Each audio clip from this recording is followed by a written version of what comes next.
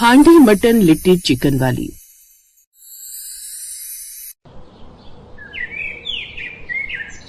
सूरजपुर नाम का एक गांव था। उस गांव के बाहर मिट्टी की पगडंडी के पास एक छोटी सी झोपड़ी थी। उस झोपड़ी के सामने चूल्हे से धुआं उठ रहा था और मिट्टी की हांडी में कुछ पक रहा था जिसकी खुशबू दूर तक फैल रही थी। वहीं खड़ी थी सोनाली, जो कि दुबली पतली थी मगर उसकी आंखों में आत्मविश्वास भरा हुआ। उसके पास ही उसका छोटा बेटा चिंटू खड़ा था। माँ, आज तो खुशबू बहुत जोरदार आ रही है, क्या बना रही हो? आज तेरी माँ की दुकान में बनेगा हांडी मटन और लिट्टी चिकन वाली। ये सुनकर तो जैसे चिंटू उछल पड़ा। सच माँ? अब देखना कैसे लोगों की भीड़ लगती है। सोनाली ने आह भरते हुए कहा। बस बेटा, भगवान करे लोग आए, वरना इस काम के लिए उधार लिए हुए पैसे मैं कैसे चुकाऊंगी।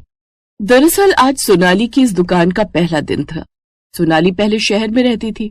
उसका पति रमेश एक ढाबे में रसोइया था, लेकिन एक दिन सड़क हादसे में रमेश की मौत हो गई, जिसके बाद शहर में गुजारा करना मुश्किल हो गया और वो गांव आ गई, जहां उनकी एक झोपड़ी थी।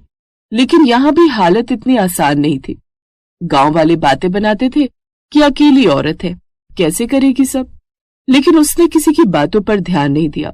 फिर एक रोज उसने पुरानी हांडी खरीदी, साथ ही कुछ उधार लेकर मटन, चिकन और लिट्टी का सामान लिया और एक छोटा सा बोर्ड लगा दिया, हांडी मटन लिट्टी चिकन वाली। कुछ देर बाद गांव के एक बूढ़े चाचा और एक चरवाहा लड़का उसके पास आया। बिटिया, जल्दी से मेरे लिए एक प्लेट लगा दे। लिट्टी के साथ हांडी वाली चिकन का नाम सुनकर ही मुंह में पानी आ गया। जी काका, अभी लगाती हूँ।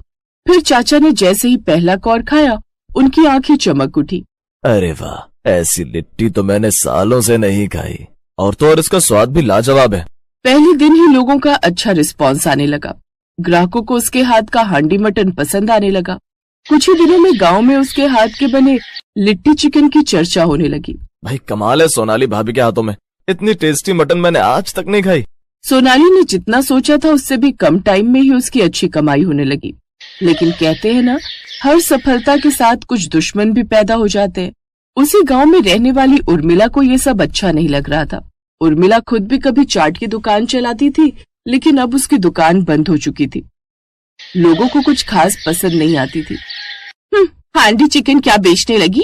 लोग तो ऐसे तारीफ करने लगे जैसे कोई बड़े होटल की शेफ हो। भला हांडी लगा लेने से कोई बड़ा व्यापारी नहीं बन जाता? जैसे मेरी दुकान नहीं चली, तेरी भी ज्यादा दिन नहीं चलेगी। दीदी, मैं कोई कंपटीशन करने नहीं आई हूँ। मैं तो बस अपना और अपने बच्चे का पेट पालने की कोशिश कर रही हूँ। ये सुनकर जैसे उर्मिला तिलमिला गई। हाँ, जो भी हो, लेकिन देख लेना, तुम्हारा ये काम ज्यादा दिन नहीं चलेगा। ऐसा कहकर वो वहां से चली गई। शाम को सारा सामान समेटने के बाद सोनाली भी घर आ गई। चिंटू बेटा, भूख लगी है क्या? हाँ माँ, लगी तो है, लेकिन आज मेरा कुछ बढ़िया सा खाने का मन है, जैसे कि छोले भटूरे। मेरे बेटे को छोले भटूरे खाने हैं?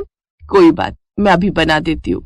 चिंटू के सिवाय सोनाली का इस दुनिया में कोई नहीं था, इसलिए उसने झट से उसके कहने पर छोले भटूरे बना दिए, जिन्हें खाकर चिंटू चैन की नींद सो गया। ऐसे ही कुछ दिन बीत गए। कुछ दिन बाद उस गांव में मेला लगने वाला था। सपना, मैं तो कहती हूँ तू भी मेले में अपनी ये हांडी मटन की दुकान लगा ले। वैसे भी उस मेले में शहर से और भी कई स्टॉल वाले आते हैं, लेकिन मुझे यकीन है जो स्वाद तेरे हाथ में है ना, वो और किसी चीज में नहीं होगा। बात तो तेरी ठीक है सपना, वैसे भी इस मेले में कई सारे लोग आएंगे। कुछ दिन बाद गांव में मेला लगा। जब वो ठेला लेकर मेले में पहुंची तो खाने की लाजवाब महक से खुद को उसके ठेले पर लोग आने से रोक नहीं पाए। दोपहर होते होते लोगों की लाइन लग गई। सोनाली की आंखों में आंसू आ गए। रमेश, अगर आज तुम होते तो। तभी अचानक भीड़ में से आवाज आई, ये दुकान बंद कर दो, ये औरत गलत काम करती है। तभी गांव के सरपंच की आवाज आई, बस करो उर्मिला, मैं पिछले 1 महीने से रोज इसके यहाँ खाना खा रहा हूँ। अगर ये औरत गलत होती तो मुझे पता नहीं चलता। सोनाली मेहनत कर रही है और तुम बदनाम कर रही हो। ये सुनकर उर्मिला का चेहरा उतर गया। सभी गांव वालों ने सोनाली का साथ दिया। ऐसे ही दिन बीतने लगे। फिर एक दिन दोपहर में एक बड़ी चमचमाती एसयूवी गाड़ी गांव में आकर रुकी। गाड़ी से एक सूट बूट वाला आदमी उतरा। उसका नाम था विक्रम मेहता। वो शहर के एक बड़े होटल का मालिक था। वो सीधे सोनाली की दुकान पर आया। मुझे 1 प्लेट मटन लिट्टी चाहिए। सोनाली ने जल्दी से प्लेट लगाई। विक्रम ने पहला कौर खाया। वाह, ये स्वाद तो कमाल है। तुम्हें शहर में काम करना चाहिए, मेरे होटल में शेफ बन जाओ, महीने के 50,000 दूंगा। साहब मैं शहर नहीं जा सकती। क्यों? इतना पैसा कौन मना करता है? सोनाली ने अपने छोटे से घर की तरफ देखा। ये घर मेरे पति का सपना है, मैं इसे छोड़ नहीं सकती। विक्रम कुछ पल चुप रहा, फिर मुस्कुराया और वहां से चला गया। ऐसे ही दिन बीतने लगे। एक रात उसकी दुकान में आग लगी हुई थी। अरे मेरी हांडी! सबने मिलकर पानी डाला। काफी देर बाद आग बुझी, लेकिन तब तक सब कुछ जल चुका था। उसकी आंखों से आंसू बहने लगे। भगवान, मैंने किसी का क्या बिगाड़ा था। फिर अगली सुबह। ये किसने किया? मैंने रात में उर्मिला को इधर घूमते देखा था। उर्मिला घबरा गई। झूठ, मैं तो घर पर थी। जिसने भी ये किया है उसने पूरे गांव की इज्जत जलाई है। बेटी चिंता मत कर, हम सब मिलकर तुम्हारी दुकान फिर बनाएंगे। हाँ, मैं लकड़ी दूंगा और मैं मसाले दूंगी। तभी वही एसयूवी गाड़ी फिर से आई। विक्रम मेहता उतरे। उन्होंने जली हुई दुकान देखी। ये क्या हुआ? सरपंच ने सारी बात बताई। विक्रम ने अपने आदमियों को आदेश दिया, 3 दिन में यहाँ एक सुंदर ढाबा बनेगा। कुछ दिन बाद वहाँ एक बड़ा सा ढाबा बनकर तैयार हो गया और अब उसकी कमाई और भी अच्छी हो गई।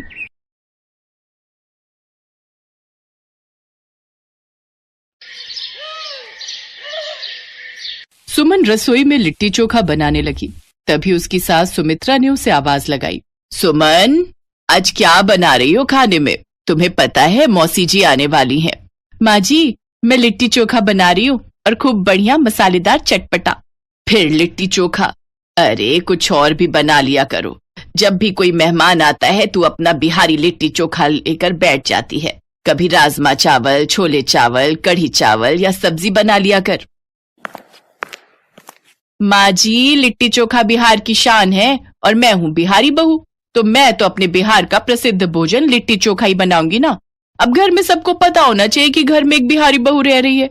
अब मैं राजमा चावल, छोले चावल बनाकर ले आऊं और अपना लिट्टी चोखा ना लाऊं तो फिर बात क्या बनी? तभी सुमित्रा की बहन आ जाती है। क्या बातें हो रही हैं सास बहू के बीच? माँ जी, मौसी जी आ गई। कुछ नहीं रेखा, अरे मैंने बहू से कहा था तुम्हारे लिए कुछ बढ़िया खाने की चीज बना ले, फिर से वही लिट्टी चोखा बना लिया। पिछले हफ्ते भी तो आई थी, तब भी तूने लिट्टी चोखा खाया था। आज फिर इसने वही बनाकर रख दिया। मौसी जी आप बैठो, पहले मैं आपके लिए गर्मा गर्म चाय बना कर लाती हूँ। ठीक है, थोड़ी पत्ती तेज कर देना। देख सुमित्रा, ऐसी बहुएं नसीब से मिलती हैं। मेरी बहू को ही देख ले, दोनों पानी तक नहीं पूछती। तू तो बहुत किस्मत वाली है जो तुझे सुमन जैसी बहू मिली है। इतनी भोली संस्कारी बहू है। अरे बिहार की है, बिहारी है तो लिट्टी चोखा तो उसे पसंद होगा ही ना, क्योंकि लिट्टी चोखा बिहार की पारंपरिक डिश है। तभी सुमन चाय के साथ 2 प्लेटों में लिट्टी चोखा भी ले आई। ये लीजिए मौसी जी, चाय भी पी लो और साथ में थोड़ा लिट्टी चोखा भी खा लो। माँ जी आप भी लो, मैं आपके लिए भी लाई हूँ। अच्छा, लाओ बहू, दे दो। बहुत स्वाद बनाया है। अरे मैं तो जल्दी आ जाती, पर हाँ, तू तो 1 घंटा पहले आने वाली थी। तूने कहा फोन पर मैं निकल चुकी हूँ, फिर लेट कैसे हो गई? अरे मेरी वॉशिंग मशीन खराब हो गई थी, बार बार खराब हो जाती है। तुझे पता तो है सेमी ड्रायर वाली है, इसीलिए अब मैंने हार मानकर बहुत परेशान होकर फुली ऑटोमेटिक ले ली है। वो मशीन लेकर आ गया था भैया, फिर वो सारे फंक्शन समझा कर गया, वही समझने में समय लग गया। पर एक बात है, फुली ऑटोमेटिक मशीन का फायदा बहुत है। बस कपड़े डालो और सूख कर बाहर। एक काम कर, तू भी अब फुली ऑटोमेटिक वॉशिंग मशीन ही खरीदना। तेरा जन्मदिन भी तो आने वाला है, तू अपने जन्मदिन पर जीजा जी से वॉशिंग मशीन ही मांग ले। नहीं, अभी तू जानती है रेखा, घर में हाथ थोड़ा टाइट चल रहा है, अभी तो मुश्किल है, थोड़े समय बाद लूंगी। सुमन अपनी सास के उदास चेहरे को देख रही थी और उसने सोच लिया था कि वो कुछ भी करके अपनी सास के जन्मदिन पर वॉशिंग मशीन का तोहफा जरूर देगी, और सुमन को ये मौका मिल ही गया। सुमन जब बाजार गई तो उसकी एक सहेली मिल गई जो उसके कॉलेज में पढ़ती थी। क्या? ये तो क्या कह रही है रजनी, 1000 प्लेट लिट्टी चोखा बनाकर फुली ऑटोमेटिक वॉशिंग मशीन जीतने का मौका है? हाँ मैं सच कह रही हूँ, यहाँ पर एक बहुत बड़ी प्रतियोगिता आयोजित हो रही है, लिट्टी चोखा प्रतियोगिता। इसमें बहुत से लोग हिस्सा ले रहे हैं, पर मुझे तो तेरा पता था कि तू बहुत बढ़िया लिट्टी चोखा बनाती है, और वो भी जल्दी जल्दी, तो मुझे लगा मैं तुझे बता दूं। देख ले, प्रतियोगिता में हिस्सा ले ले, क्या पता तू फुली ऑटोमेटिक मशीन जीत जाए। यार तूने तो मेरे मन में एक उम्मीद जगा दी है। ठीक है, मैं इस प्रतियोगिता में हिस्सा ले लूंगी। मुझे माँ जी को इस जन्मदिन पर फुली ऑटोमेटिक मशीन लाकर ही देनी है और इसके लिए मुझे ये प्रतियोगिता जीतनी होगी। सुमन ने लिट्टी चोखा प्रतियोगिता में हिस्सा ले लिया। सुमन लिट्टी चोखा बनाने में बहुत माहिर थी, इसलिए उसने 1000 लिट्टी चोखा बनाकर कुछ ही घंटे में तैयार कर दिए। सुमन प्रतियोगिता जीत गई। सुमन बहुत खुश थी कि उसने अपनी सास के जन्मदिन से एक दिन पहले इस प्रतियोगिता को जीता था। सुमन चुपचाप घर जाती है और किसी को कुछ नहीं बताती, पर सुमन के हाथ लिट्टी चोखा बनाने की वजह से बहुत सूज गए थे, जिस कारण उसके हाथों में दर्द हो रहा था। उसके सूजे हुए हाथ उसकी सास ने देख लिए। सुमन बहू, तेरे हाथों में इतनी सूजन कैसे है? क्या हुआ, कोई चोट लग गई है क्या?